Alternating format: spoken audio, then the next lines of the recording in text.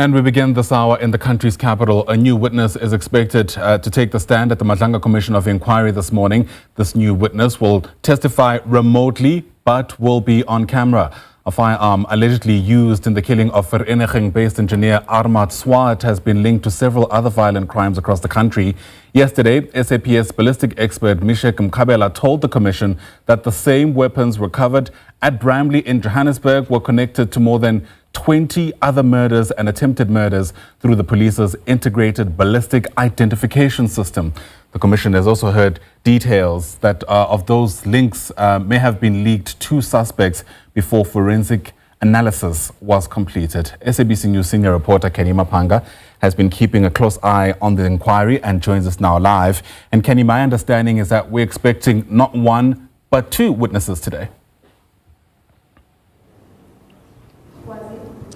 Indeed. Good morning to you, Ayanda, and to the viewers at home. We expect at 9:30 a.m. this morning that the Commission will remain sharply focused on this evidence of the ballistics in relation to the testimony of Witness A and Witness B. We expect two captains, that's Captain Murisane and Captain Mkhatshwa, who we know is the person that requested the analysis in terms of whatever linkages could be found from the exhibits that they had found in the Bramley case number, that is the vehicle that had several firearms and, of course, used cartridges that would have linked these suspects, particularly the former cop Michael Puletau, to several other murders outside of the murder of Armand Swart in Vereeniging. That is, it would include the murder of DJ Fintos, and, of course, the attempted murder of Tebogo Tobejane, the former partner of Vusimuzi Cat Matlala, and then, of course, several others that followed a similar modus operandi. Now, the critical question following the evidence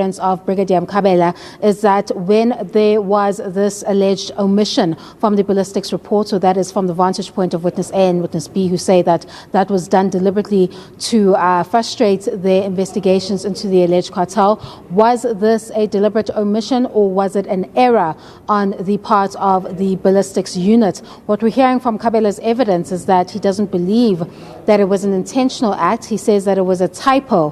However, one can understand that there are distinct terms that are being presented before the Madlanga Commission.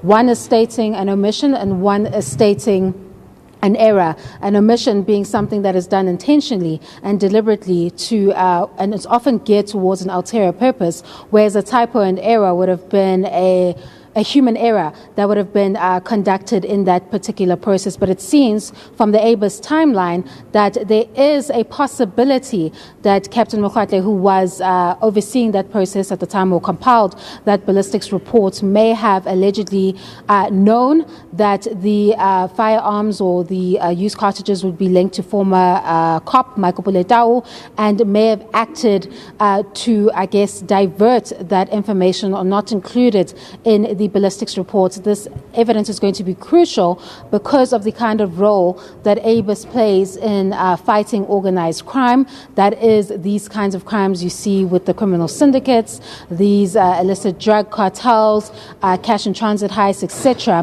Why it's critical for this system to thrive and not have any hands or alleged infiltration in it that could stop any advancements towards investigations that threaten the benefit that these alleged criminal cartels enjoy. So these two witnesses are expected to elaborate further, not only on the Vereeniging and Bramley case numbers, but with regards to what specifically happened with that ballistics report that required it to move from Silverton and in another case to be, I guess, entered into the system in KZN, where they were able to find positive results there.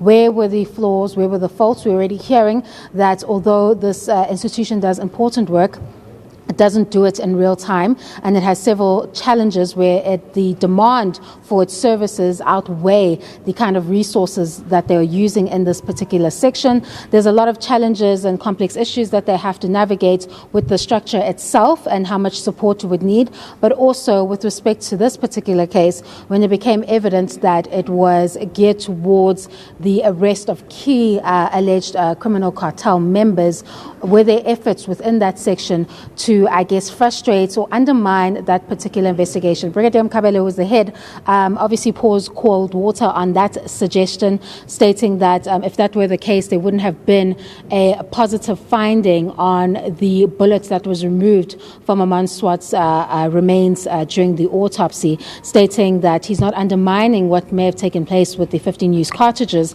but he stated that the finding of the bullet that was removed is more significant to him because it actually places the firearm at the crime scene, that is Vereeniging, whereas the used cartridges were found in the vehicle of the Mercedes-Benz Vienna. But again, those used cartridges are quite significant in this probe because they were able to link the accused to several other murders outside of the murder of Armand Swart. So it's a lot of questions, and of course I think Captain Mkhabela will have to be one of those implicated persons that would have to explain in quite detail what happened with the ballistics report, what he knew prior to completing the ballistics report, and if there was any intention to shield these alleged suspects in the murder of Armand Swart from any accountability, or to deliberately omit the information from the ballistics report. All that and more at 9:30 a.m.